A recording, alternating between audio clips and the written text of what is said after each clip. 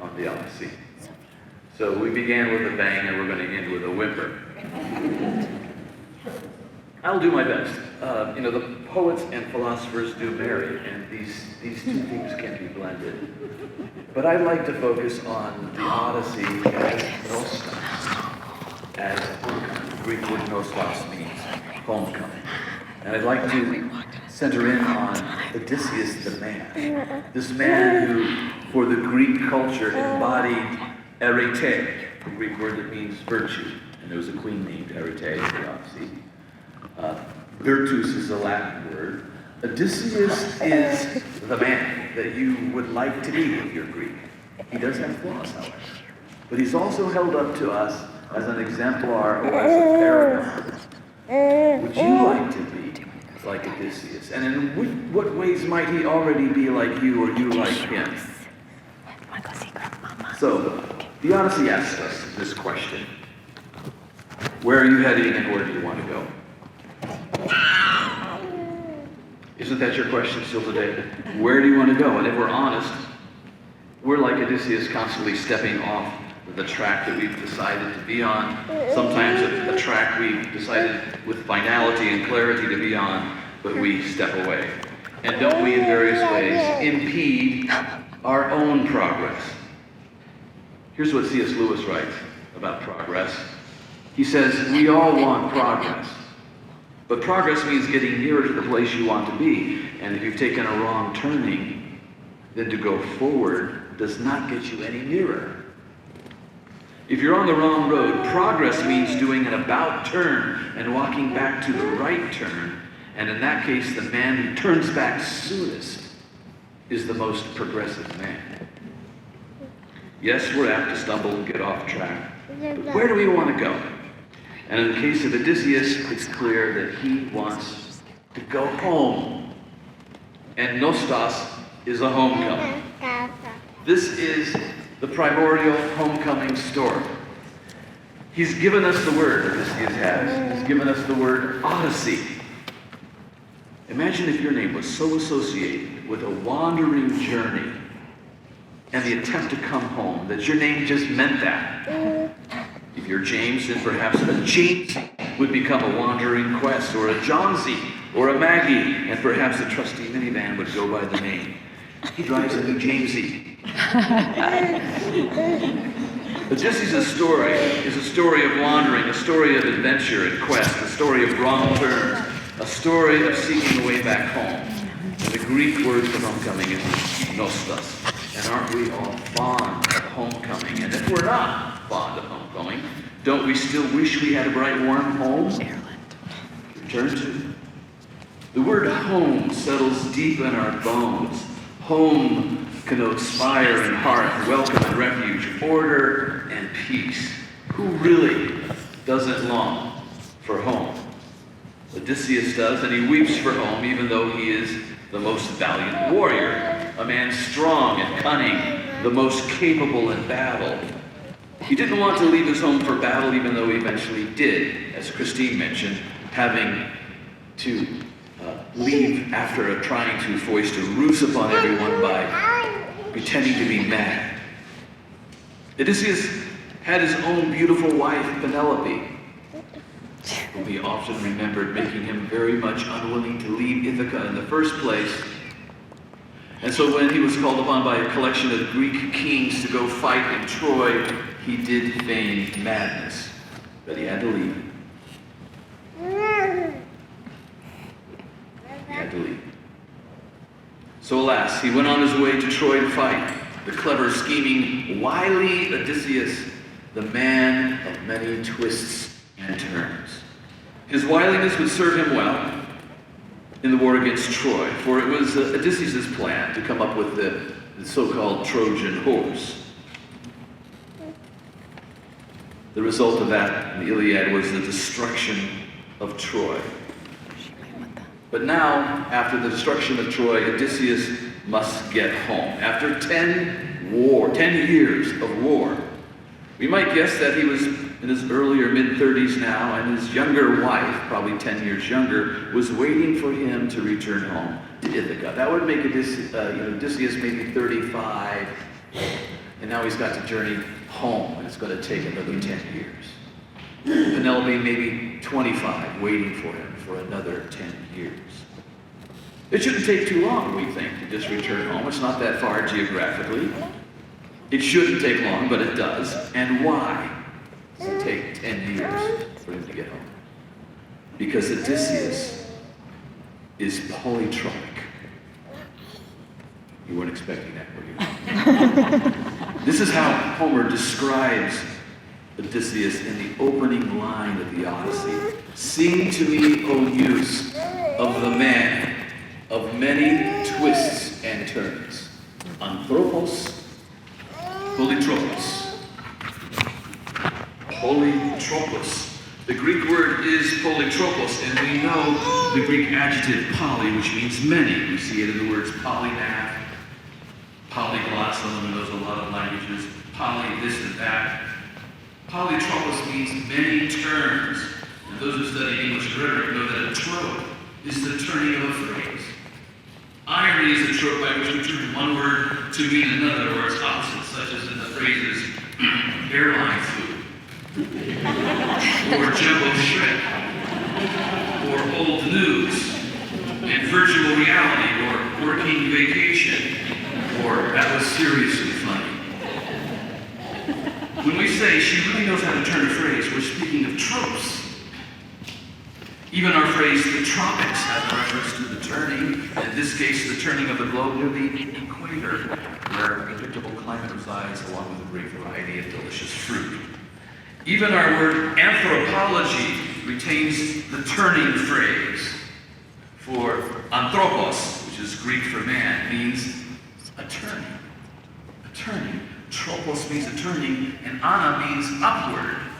Man, apparently, is that creature that alone turns his head upward to gaze upon the stars and to think about himself. I have a dog, and I don't think he thinks about himself. Not the way that we philosophize. Odysseus is the anthropos that is not only turned upward, however, but he's turned outward and downward, every which way. He is anthropos polytropos, and a formidable person viewed from any direction. And he is set before us in the Odyssey as an ideal. He is the Greek man par excellence. Now, there are many worthy themes in the Odyssey, and there are endless commentaries upon them: homecoming, hospitality, heroism, justice, prudence, temperance, courage. But if Christ is presented to us by Pilate as the man, and he says, Ecce homo, behold the man, Homer presents us with Odysseus, Ecce anthropos. We know the Gospels present us with Christ who has turned his face like flint to Jerusalem. And after Troy, Odysseus turns his face towards home. But not only towards home. How does Odysseus turn? First, he's turned by others, namely the god Poseidon, the god of the sea, who has it out for him because Poseidon is opposed to Athena, and Athena has taken on Odysseus as her pet project, her current obsession. The drama played out by Poseidon and Athena is a 10-year affair that gets added to the 10-year war at Troy, making it 20 years before Odysseus will arrive again at the shores of Ithaca. We hear the tale of his 10-year odyssey when near the end of his travels he finds himself detained at the kingdom of Phaeacia at a long banquet in which he's prodded to tell his tale. He tells his tale to King Alcinous and Queen Arete, their guests, and in the process, he tells the tale to us as well. As soon as he left Troy, Odysseus tells us, Poseidon brings a twisting storm that hinders Odysseus' singular force, focused to return home to Penelope and Telemachus at Ithaca. And well, he should return home, because after 10 years, there is now a band of 108 available bachelors anxious to marry Penelope and become king. And they're squatting each day at her palace, demanding daily feast and demanding that she choose one of them to marry. After all, it's been a long time. And Odysseus is clearly not coming home. Poseidon sends him crashing. here and there. He ends up marooned on an island with the beautiful goddess Calypso. And though Odysseus is mortal, she is quite taken with him and provides for him, sumptuously offering him her body, which he accepts as if he had no choice.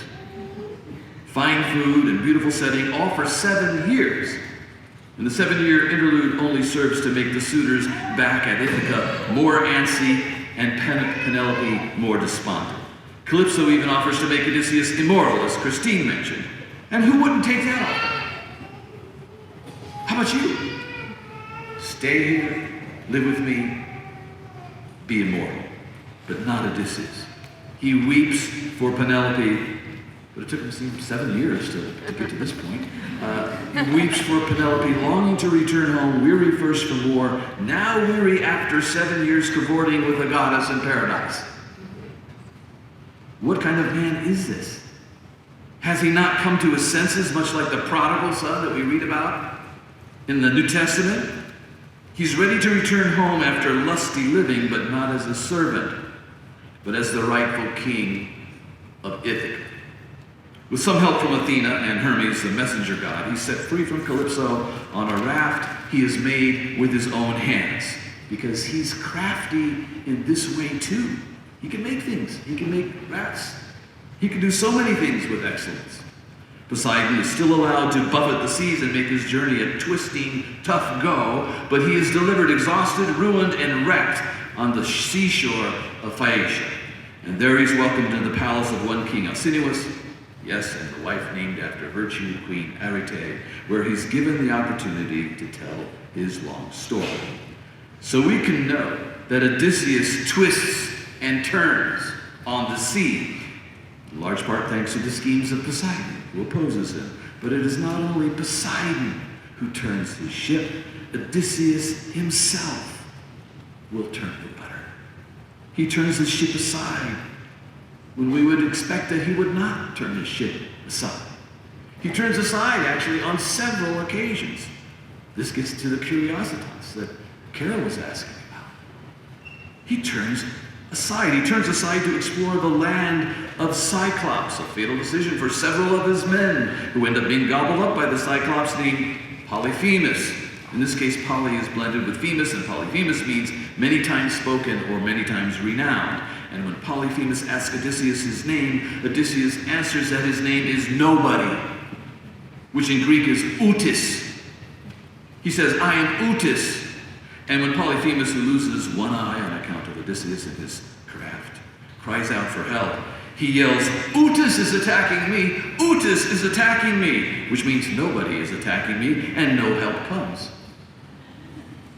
Ironically, it is Odysseus whose name becomes renowned, the nobody who becomes somebody indeed. After all, you do know the name of Odysseus, but how many of you could have recounted Polyphemus? What is in a name? That's a question that the Odyssey also asks. Does your name mean something? Has anyone ever told you the origin of your name? Will your name be remembered? Will you be remembered? The Greeks are concerned about being remembered, and this is the kleos, this is the glory thing. The dead hope to live on in the memories of the living. Who will remember you? Will the gods remember you? Will God remember you if you're a monotheist? The thief on the cross next to Christ cries out, remember me, O Lord, when you come into your kingdom. And the name Odysseus means to us now one who wanders and tries to return home. And so we recognize ourselves in him because we too are trying to find our way home. Other traditions are centered around this homecoming motif. Those in the Christian tradition confess that their citizenship is in heaven, and that since the time of Adam and Eve, humanity has been seeking a city whose architect and builder is God. Christ promises to bring all his followers back to the garden, back to a kingdom, back to what all long for as home. The name Odysseus literally means one who suffers. One who suffers, or as Odysseus himself tells us, the son of pain. And we can read in the Hebrew scriptures, in the book of Isaiah, about the suffering servant, one who is called a man of sorrows and well acquainted with grief. Odysseus suffered in various ways, and he suffered with yearning. What was Odysseus yearning for? Well, to return home to Penelope. And in light of this learning, Odysseus arguably should have not turned aside to the land of the Cyclops. Why did he turn his rudder there? He was curious. Don't turn your attention to those, don't you do the same? It may come as a surprise to some, but some of the Greek and Roman moralists before the time of Christ regarded curiosity as a vice. Sometimes curiosity seems to lead to important insights and discoveries, but sometimes it's destructive and will kill the curious cat, even one with 9 lives. Odysseus says that he wanted to learn about the customs and laws of the Cyclops as he was sailing by. Here's a quote from the Odyssey. "I called a muster briskly, commanding all the hands. The rest of you stay here, my friends, in arms. I'll go across with my ship and crew and probe the natives living there. Who are they? Who are they? Violent, savage, lawless, or friendly to strangers, God-fearing men?" He's engaging in a little anthropological study. I am on my way to Penelope, but let's just stop by here. This is interesting. What could go wrong with this? He seems to be engaging in a bit of anthropology. But wasn't he weeping to get back to Penelope? The ancient philosophers made a distinction between curiositas and studiositas. Curiosity being vice and studiousness being a virtue. Dante, for example, in his epic, written some 1,300 years after the Aeneid, places Odysseus in the Inferno for this vice of curiositas, which had conquered him. And here's now Odysseus in the Inferno, speaking for himself. "Nor fondness for my son, nor reverence for my old father, nor the due affection which joyous should have made Penelope, could overcome within me the desire I had to be experienced of the world and of vice and virtue of mankind. But I put forth on the open sea with one sole ship, and that small company by which I never had deserted it." He later, Odysseus does, in the epic, turns aside to explore again, this time an island which he spots with smoke rising from somewhere in the interior. Where there is smoke, Odysseus again is curious. As it turns out, this smoke rises from the chimney of an enchantress named Circe. Her specialty is turning men into pigs, and she is happy to employ this skill, turning all but one of Odysseus's men into such creatures. This is a problem, and it will take some time to sort out. He's able to sort it out because he's wily and crafty, and because he has regular help from a wily and crafty goddess named Athena. And Athena tells him a secret or two about how to fend off Circe with a potion and some choice words. And Odysseus manages to foil Circe and have his sailor pigs turned back into men. But this took some time. He saw the smoke, turned the ship aside.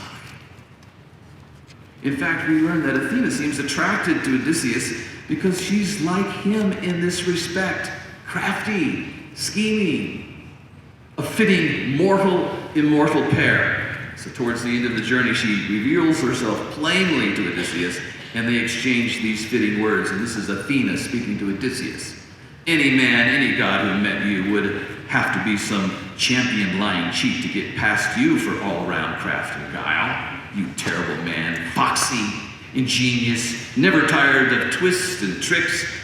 So not even here on native soil would you go up to give up those wily tales that warm the cockles of your heart. Come, enough of this now. We're both old hands at the art of intrigue.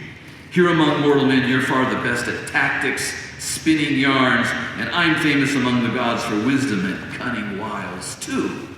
Ah, but you never recognized me, did you? Pallas Athena, daughter of Zeus, who always stands beside you and shields you in every exploit."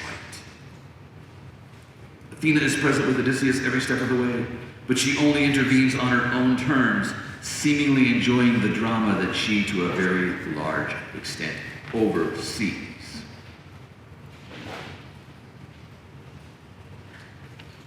She can make him look younger, stronger.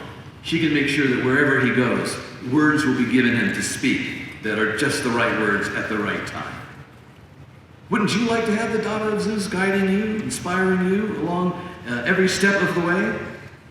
And if we have any doubt that Odysseus is a lover of curiosities, all doubt should be removed when we hear about the sweet songs of the sirens, songs so beautiful that they cannot be resisted, even though they call you toward an unsavory death, because they're going to eat you.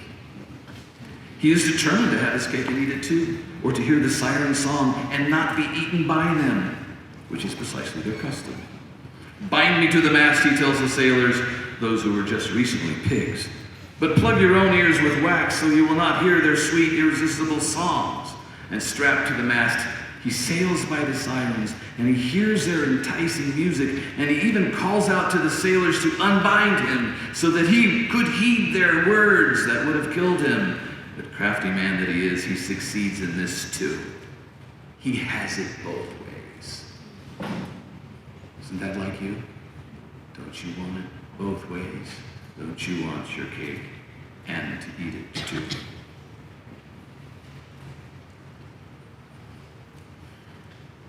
This is Odysseus, wanting to travel home, wanting adventures, seeking with curiosity the novel.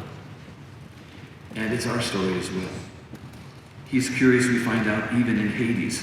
He wants to meet the famous dead, and when he's able to go down there, he wants to take advantage of this time. Who could I talk to? Who might be available? Well, there's Achilles. And he's able to talk to Achilles. And they're coming to him too. They want to interview him because it's very rare that someone from the living comes down to the dead, and they all want to know about their family and their sons. This is Achilles' concern. How's my son doing? Is he a gallant warrior as well? How's he doing? And this is also the case with Agamemnon, who had been murdered, by conspiracy involving his wife and her lover. How's my son doing? Do you have any news? Even in death, even in Hades, he's a curious man. This is where Achilles tells Odysseus that it's not really that great to be down here, even though he was apparently like the king out down there underneath Hades of the dead. He says, but you, Achilles, there's not a man in the world more blessed than you. There never has been, never will be one. Time was when you were alive. We Argives honored you as a god, and now down here I see you lorded over the dead in all your power. So grieve no more, Achilles. I reassured the ghost, but then he broke out protesting, and here's what Achilles says. No winning words about death to me, shining Odysseus. By God, I'd rather slave on earth for another man, some dirt poor tenant farmer who scrapes to keep alive, than rule down here among and over all the breathless dead. So who are you? Are you like Achilles? No more winning words about death, kind of like a stoic. It turns out that the curious dead are obsessed with the living.